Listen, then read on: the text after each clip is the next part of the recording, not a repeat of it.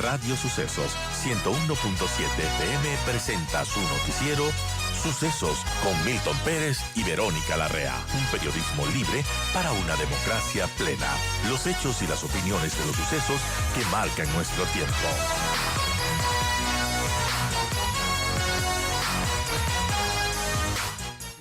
Hemos tenido una caída en la producción de petróleo muy importante desde hace algún tiempo. Parecería que este no es un tema prioridad uno del gobierno. Miguel Robalino, analista en temas petroleros, está con nosotros. Miguel, gracias por acompañarnos. Quiero empezar por ahí justamente. Parecería que no es un tema uno, prioridad única, prioridad importante del gobierno. ¿No se nota o sí? Buen día. Milton, buenos días. Un saludo cordial. Gracias por el espacio.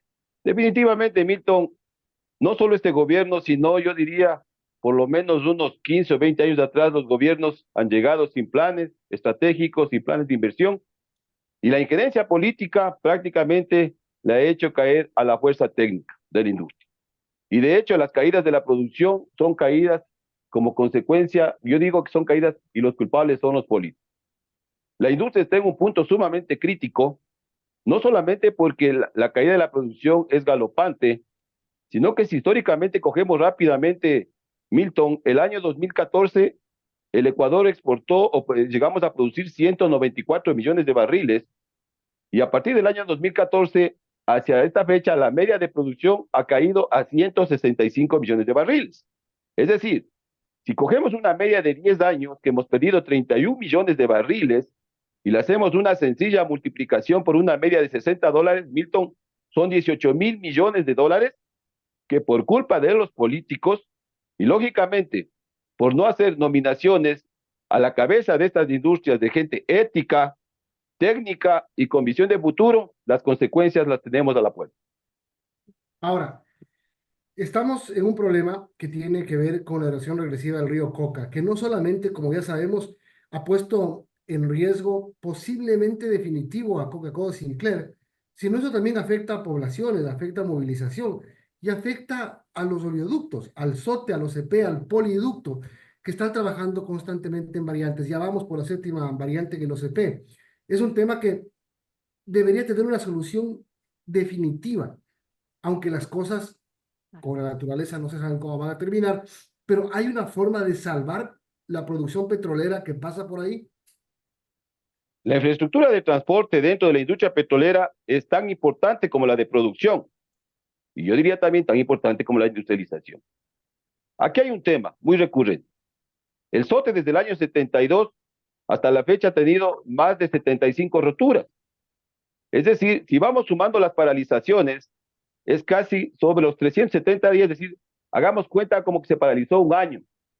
Y la paralización del transporte no solo trae consecuencias en el bombeo, sino que también trae consecuencias, lógicamente, en la producción petrolera y trae consecuencias en la refinación. Es decir, el lucro cesante son incalculables, yo diría, definitivamente, porque no solamente es el parar, sino también es el reparar.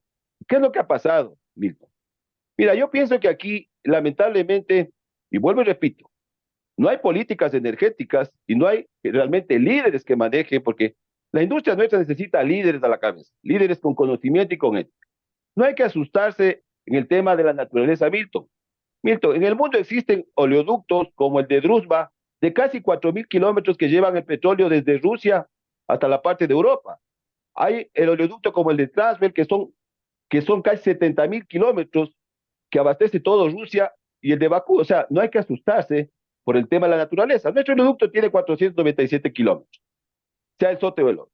El tramo del problema, digamos que es una media de más o menos unos 70, 80 o 90 kilómetros. Entonces aquí el tema no es, aparte de la naturaleza, que cierto es, conlleva, el tema es que no ha habido la decisión, Milton, de los políticos y a la cabeza de las industrias para dar una solución definitiva. Y yo creo que es el momento, Milton, de levantar la voz, especialmente quienes estamos en los sectores energéticos, y decirles, ya basta. Déjense de estar jugando, sean responsables, y este mensaje va directamente al gobierno de la Cartera de Energía, sean responsables y tienen que dar una solución definitiva, porque estos gobiernos se van en un año, dos, tres, no sabemos, Milton, ya nos ha pasado, pero el problema se queda. tiene que construirse la variante definitiva, tienen que ya los estudios que supuestamente ya están dados. La inversión no es el problema, Milton, y aquí hay un tema que hay que tener claro. Hay cálculos de puede ser más o menos 200 millones, pero más allá de eso, Milton, la inversión no es el problema es que aquí no hay decisión y esa decisión nos está afectando a todos porque es el momento de dar la solución definitiva para el bien de la industria y lógicamente del país. Ahora, la solución definitiva, usted dice, pueden ser más o menos 200 millones. Comparado eso, para que sea una solución definitiva, cruzándose el otro margen del río, a perder 50 millones, por ejemplo, esta última vez, 17 días de para, 50 millones menos. Y así, eh, eh, eh, cada vez y cuando se produce una fuerza mayor, perdemos dinero. Es decir, ya hubiéramos pagado esos 200 millones de dólares. Milton, el año 2022, recordemos cuando hubo la ruptura del oleoducto, las pérdidas fueron de casi 500 millones de dólares. Entonces, lógicamente aquí el tema ya no es del valor. Aquí tienen que aprender o deben entender los políticos y el gobierno la diferencia entre valor y precio.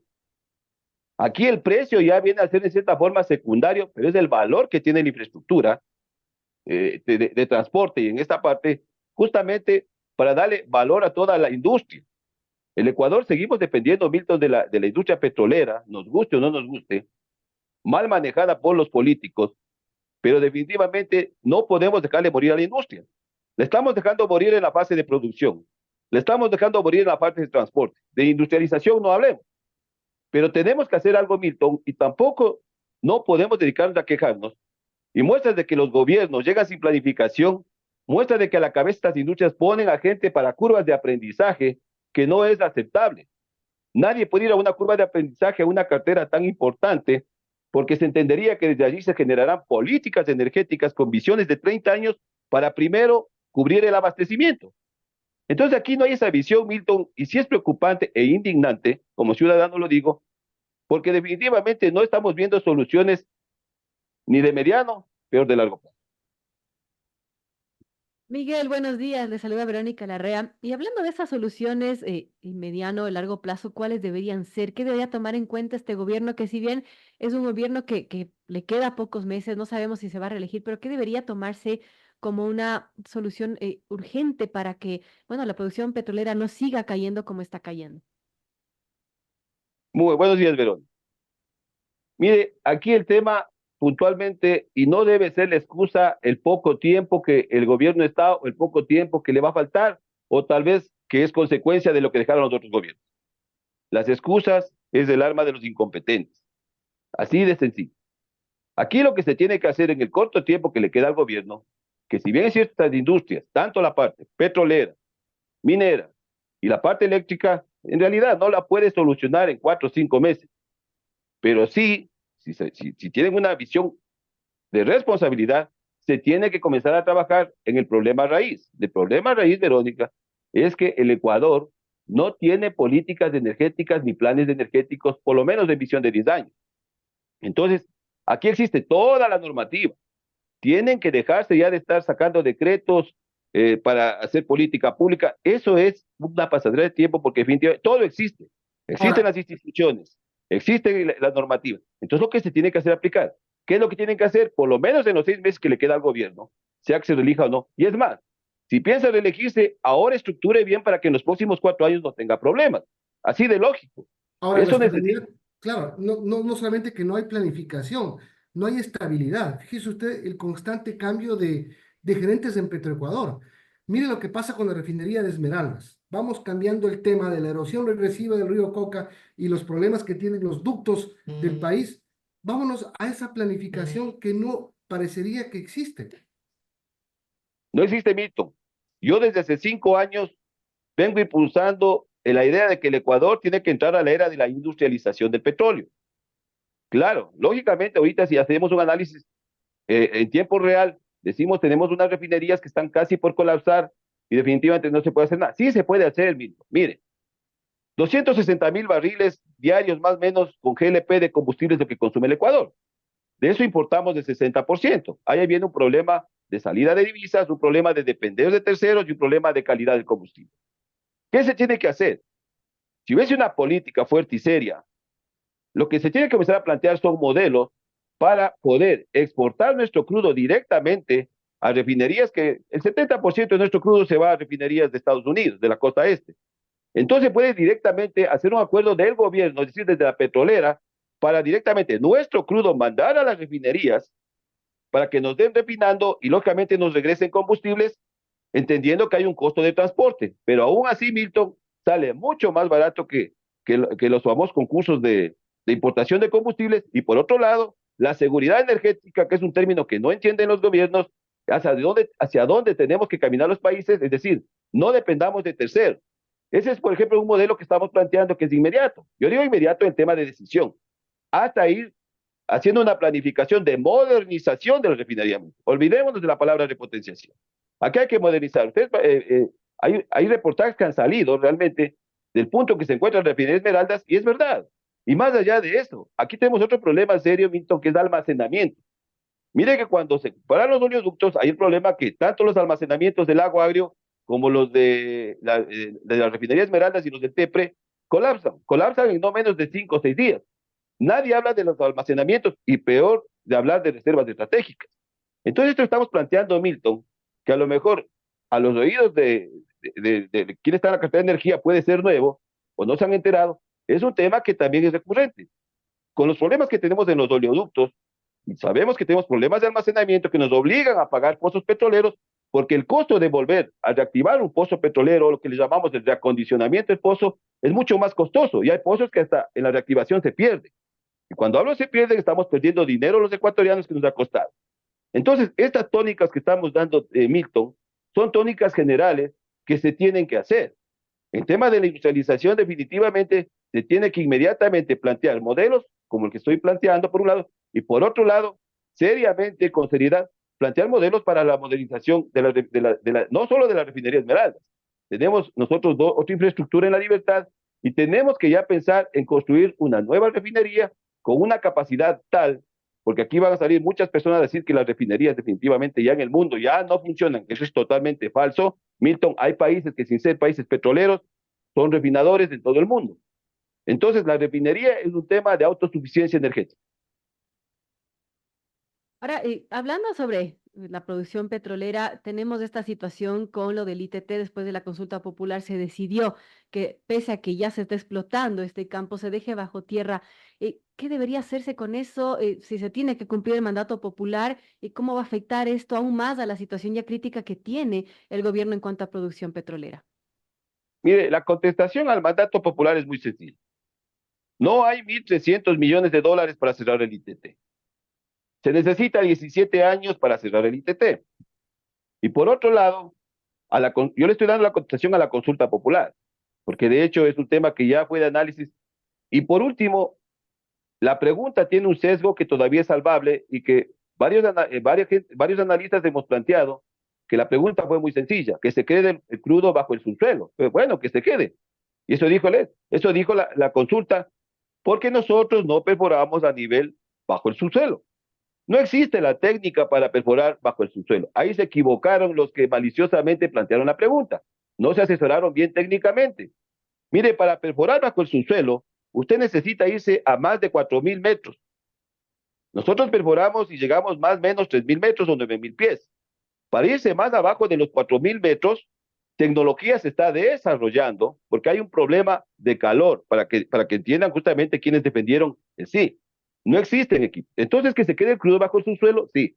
Por otro lado, bajo estos tres planteamientos, también analizar que no solamente sacándole de la producción petrolera al bloque 43, no solamente vamos a quitar los 55.000 barriles de petróleo, los 1.200 millones de dólares de ingreso, sino que vamos a quitar reservas probadas que existen allí, que también nos costó al país. Entonces aquí hay otro mensaje fuerte para el gobierno. ¿Usted cree que se debería leer bien lo que se aprobó para poder no parar la producción? Pero el gobierno, el presidente, no parece que está decidido a hacerlo. Si ya creó un comité interministerial para que ejecute el resultado de la consulta. Bueno, recordemos que desde el comienzo, cuando el presidente Noboa estuvo de candidato, él ya tuvo su posición sobre el ITT. Claro, claro. Que nos dijo que no era rentable y varias cosas más que desde la técnica y la ciencia nosotros nunca estuvimos de acuerdo, ¿sí?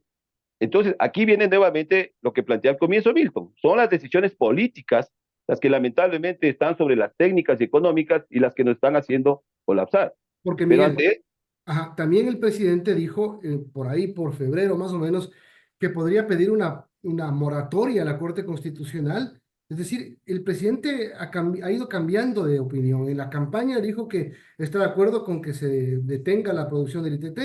Cuando empezó la presidencia dijo que había que necesitábamos ese dinero y después de poco tiempo creó una comisión para pagarlo. Lamentablemente, el presidente desde su comienzo ha estado mal asesorado y pienso que sigue mal asesorado, muy mal asesorado en la parte energética, no solo en la parte petrolera, yo hablaría en todo el contexto minero, eléctrico, etcétera, inclusive en el tema de renovables. Entonces, yo creo que aquí uno de los puntos importantes y los que se tiene que analizar como gobierno es hacer un planteamiento sobre soberanía energética, y eso es un tema de gobierno. Mire, la soberanía energética de todo, cualquier país, la diseñamos cada uno, cada país. Y la soberanía energética tiene un principio potente y fuerte que se llama, primero tenemos que cubrir el abastecimiento. Y hay que entender que Ecuador es un país que dentro de la producción primaria que nosotros llamamos en energía, que significa producir petróleo, producir gas, y en el caso de Ecuador está considerado leña, el bajar la producción primaria y las hidroeléctricas, el hidráulico, y el bajar producción primaria significa bajar seguridad energética y disminuir la soberanía. El presidente tiene varios conceptos o criterios desde la técnica, inclusive para que debate en lo político. Yo le plantearía que tiene que buscarse un buen equipo de asesores que con visión de país le hagan ver justamente cómo se manejan estos sectores. Muchas gracias, Miguel Robalino, por habernos acompañado y dado su punto de vista sobre la situación crítica en el campo petrolero que vive el país. Tenga buen día. Gracias, Mil. Un saludo cordial.